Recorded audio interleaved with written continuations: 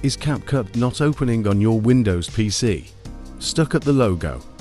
Crashing every time you try to launch it? Don't worry, the fix is simple, and I'll show you exactly what to do.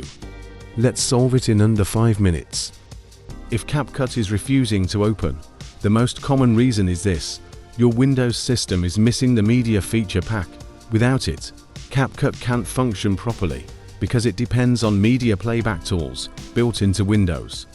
Click the Start menu bottom left Windows icon, or press the Windows key on your keyboard. Then type Settings. This opens the Windows Settings panel, where you manage apps, updates, and system features. After opening Settings, click Apps on the left-hand side in Windows 11 or Center Windows 10. Then select Optional Features from the list that appears.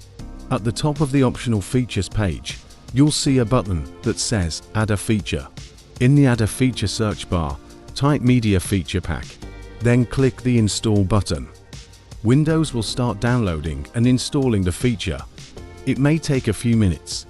CapCut requires media playback components that are missing in Windows and Editions. Installing this pack brings those back. Once installation is complete, restart your PC to apply the changes. After installing the media feature pack and restarting the laptop, CapCut will test the environment and launch successfully. This video shows a complete solution step by step. Once the process is done, CapCut will open normally, and editing can begin without any issues.